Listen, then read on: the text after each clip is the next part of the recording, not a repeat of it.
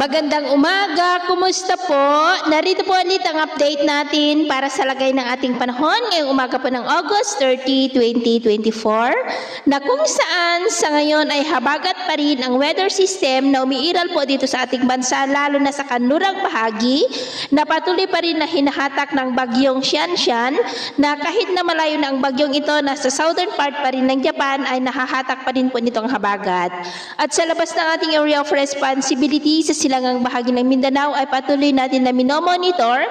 ang shallow circulation na posibleng papasok dito sa ating area of responsibility at posibleng magpaulan lalo na po dyan sa may Mindanao sa susunod na mga araw. At sa ating long range forecast ay wala pa rin naman pong bagyo na namamataan na tatawid po dito sa ating kalupaan hanggang sa susunod na 5 o 7 araw,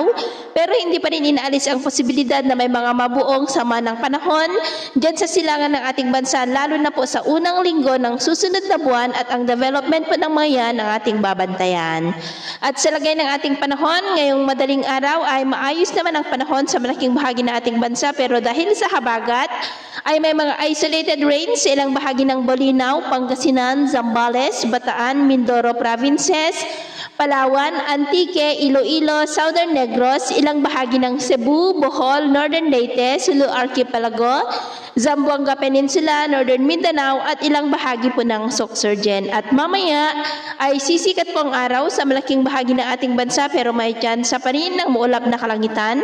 with isolated rain sa ilang bahagi ng Zambales, Mindoro, lalo na po sa may Occidental, Palawan, Antique, Iloilo, Southern Negros, Southern Cebu, Bohol, Basilan, Misamis provinces at ilang bahagi po ng Sorsogon. At mamayang hapon, mas maraming lugar na ulit ang makakaranas ng mas maulap na kalangitan with isolated light to heavy rains. Kaya kung lalabas po tayo sa ating mga tahanan ay ugaliin po natin lagi ang magdala ng kahit anong panangga natin sa init ng araw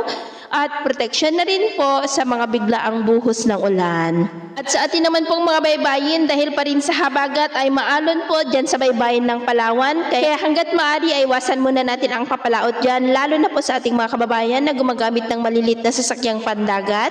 para po mas makaiwas sa mga sakunang pangkaragatan. So yun po ang latest update natin sa araw na ito. At ako pa muli si James na nagsasabing sa kahit anong pagsubok po na darating sa ating buhay, huwag na huwag po tayong mawawalan ng pag-asa. Thank you and God bless!